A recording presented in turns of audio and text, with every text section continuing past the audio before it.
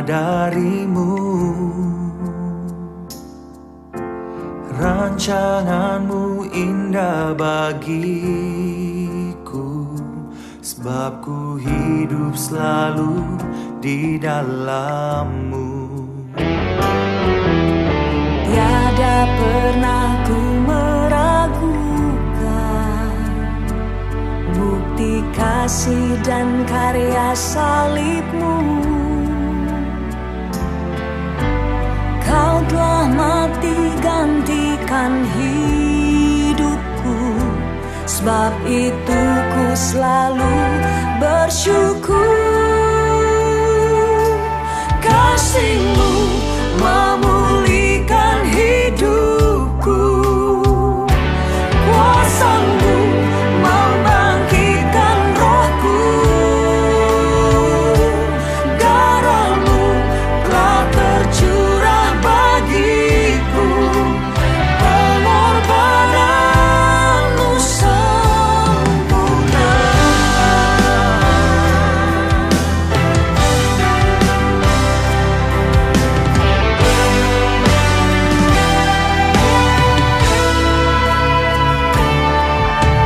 Ku hidup oleh anugerah-Mu, yang terbaik ku terima dari-Mu. Rancangan-Mu indah bagiku, sebab ku hidup selalu di dalam-Mu. Tiada pernah ku meragukan bukti kasih dan karya salib-Mu. Kau telah mati gantikan hidupku, sebab itu ku selalu bersyukur. Kasih-Mu memulihkan hidupku, kuasa-Mu membangkitkan rohku. Darah-Mu telah tercurah bagiku, pengorbanan-Mu sempurna.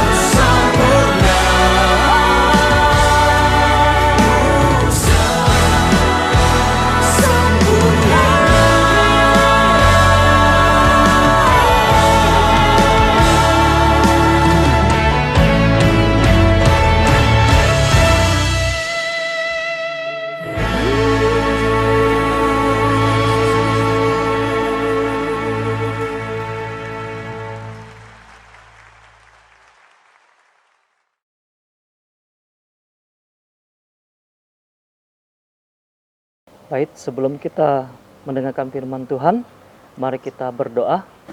Kami bersyukur Tuhan buat hari ini kami boleh bersama-sama mendengarkan firman Tuhan. Berkati hamba-Mu yang menyampaikan, berkati juga setiap siswa yang mendengarkan secara online. Biarlah mereka boleh diberkati ya Tuhan. Kami ucap syukur, kami akan sebentar lagi mendengarkan firman-Mu. Berkati hamba-Mu, jamalah hamba-Mu ya Tuhan. Dalam nama Tuhan Yesus, ucap syukur, haleluya, amin. Shalom anak-anak.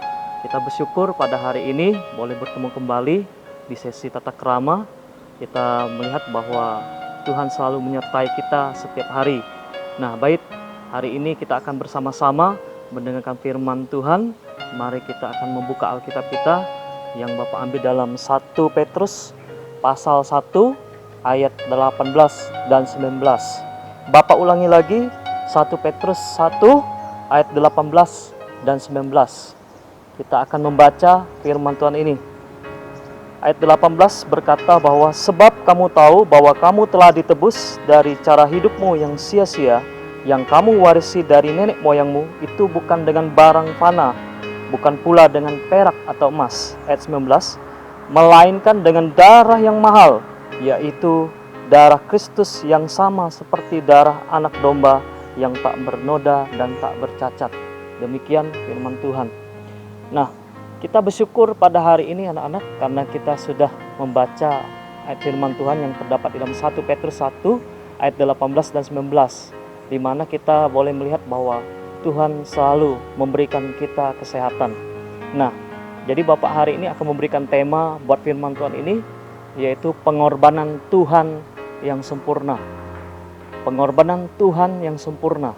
Nah, kita selalu berpikir bahwa pengorbanan itu mungkin hanya bagi orang-orang yang ingin meraih sesuatu hal yang mendapatkan sebuah tujuan. Tetapi pada dasarnya adalah pengorbanan yang sesungguhnya adalah kita mempersembahkan hidup kita. Di mana di dalam pengorbanan itu kita memberikan sepenuh hidup kita untuk siapa? Mungkin kalau di dunia ini kita berbagi pengorbanan untuk sesama kita yang terkena musibah, ya kita bisa membantu mereka lewat baik material ataupun moral. Nah, tetapi sesungguhnya di dalam 1 Petrus ini mengatakan bahwa kita ingin mempersembahkan pengorbanan yang bagaimanakah yang dikatakan di dalam Alkitab ini. Bahwa Petrus ingin menyampaikan pengorbanan Tuhan yang sempurna, yaitu di dalam satu hal. Yang pertama adalah mengenai persembahkan tubuhmu sebagai persembahan yang hidup, di mana di dalam Roma pasal 12 ayat yang pertama kita harus mempersembahkan tubuh kita. Nah, itu kata pengorbanan. Kita harus mempersembahkan hidup kita untuk siapa? Untuk Tuhan. Karena kalau kita mempersembahkan hidup kita untuk manusia, tidak ada gunanya. Karena manusia itu sama seperti dengan kita. Nah, tetapi bagaimana pengorbanan kita yang terbaik untuk Tuhan? Kita bisa datang beribadah, ya, kita bisa mempersembahkan hidup kita. Karena apa? Karena ibadah itu adalah ibadah yang sejati, dikatakan jika kita berkenan di hadapan Tuhan. Nah, itu adalah sebuah persembahan. Dan kalau kita lihat di dalam perjanjian lama, kita lihat satu nabi Abraham, ketika dia diberikan oleh Tuhan, ya, satu anak, dan di mana di dalam pergumulan hidupnya bersama istrinya Sarah, dia merasakan bahwa pergumulannya dia ingin mempunyai seorang anak. Tetapi mustahil ketika dia berkata bahwa sudah umur lanjut, ya, hampir 100 tahun baru bisa mempunyai anak. Dan kedengarannya lucu, ya, dan aneh gitu. Tetapi bagi Tuhan tidak ada yang mustahil. Oleh karena itu Abraham percaya ketika Tuhan sudah memerintahkan untuk dia mempersembahkan yang sesungguhnya adalah hidupnya kepada Tuhan, maka ketika waktu itu Abraham menjadi setia dan dia taat kepada Tuhan, akhirnya diberikan oleh Tuhan seorang anak bagi kehidupan keluarganya. Dan di mana Abraham juga diberikan oleh Tuhan seorang anak yang bernama Ishak, dia juga harus dipersembahkan. Kenapa harus dipersembahkan? Karena Tuhan percaya, Tuhan ingin mengujinya sejauh mana Nabi Abraham bisa taat kepada Tuhan. Nah, oleh karena itu ketika Abraham ingin mempersembahkan anaknya di hadapan Tuhan, tetapi Tuhan melihat kesetiaan Abraham sehingga waktu dia mempersembahkan, dan mau membunuh anaknya, tetapi Tuhan sudah menyediakan yang terbaik bagi Abraham. Dan pengorbanan itu adalah seekor domba yang tersangkut di semak belukar. Oleh karena itu Abraham bersyukur kepada Tuhan karena Tuhan menerima pengorbanannya. Nah, itu yang pertama. Yang kedua, bagaimana kita bisa melihat bahwa pengorbanan Tuhan itu sempurna? Ketika kita lihat di dalam Kejadian 1 ayat 26, kita diciptakan serupa dan segambar dengan Allah. Itu adalah sempurna. Karena apa? Kita manusia ada ciptaan yang sempurna. Nah, kalau kita berbicara tentang sempurna, kita saat ini bersyukur karena kita lebih sempurna dari makhluk yang lain. Karena Tuhan menciptakan kita lebih sempurna dari makhluk lain, diberikan akal, pikiran, sehingga kita boleh menjadi saat ini manusia yang berbahagia di hadapan Tuhan. Nah, oleh karena itu, anak-anak dikasihi Tuhan, kita bersyukur pada hari ini.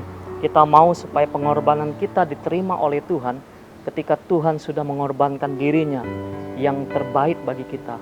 Dan kunci yang terakhir adalah pengorbanan Tuhan yang sempurna, yaitu di mana di dalam 1 Petrus ini dikatakan bahwa pengorbanan Tuhan yang sempurna itu bukan dengan barang yang fana, perak atau emas, tetapi dengan darahnya yang mahal. Itulah pengorbanan Tuhan yang sempurna.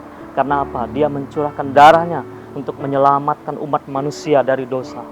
Dan kita bersyukur karena Tuhan sudah menyerahkan hidupnya bagi kita, sehingga kita boleh ditebus dan kita diselamatkan. Percaya bahwa Tuhan sudah mengorbankan darahnya yang mahal bagi kita, dan kita boleh menjadi sempurna di hadapannya. Biarlah firman Tuhan pada hari ini boleh memberikan kekuatan bagi kita, dan kita boleh bersyukur atas penyertaan Tuhan buat kita. Biarlah anak-anak semuanya yang ada di rumah boleh menyaksikan firman Tuhan ini dan mendengarkan dengan baik, bahwa peganglah baik-baik bahwa Tuhan pertolongannya yang sempurna bagi kita, karena pengorbanannya yang luar biasa dalam kehidupan kita. Sebelum kita untuk kembali belajar, Bapak mengingatkan supaya kita terus mengingat akan kebaikan Tuhan yang selalu memberikan yang terbaik bagi kita di dalam pengorbanannya. Mari kita berdoa. Kami bersyukur Tuhan buat hari ini kami sudah mendengarkan firman-Mu yang singkat adanya Tuhan. Tapi kami percaya bahwa pengorbanan-Mu yang sempurna yang sudah Engkau nyatakan lewat darah-Mu yang tercurah ya Tuhan, menyelamatkan kami semua, menyelamatkan umat manusia dimanapun juga. Saat ini kami boleh mempersembahkan juga hidupan kami untuk menyenangkan hati-Mu Tuhan. Berkati setiap anak-anak-Mu, mereka yang sudah mendengarkan firman Tuhan ini, dan mereka akan melanjutkan kembali belajarnya. Biar Engkau menyertai ya Tuhan sampai akhirnya, Engkau memberikan mereka kekuatan, dan juga setiap guru yang mengajar Engkau memberkati, berikan hikmat ya Tuhan, sehingga setiap pembelajaran online ini boleh menjadi berkat bagi setiap anak-anak yang ada di rumah ya Tuhan. Terima kasih Bapa, dalam nama Tuhan Yesus kami sudah berdoa syukur. Haleluya, amin.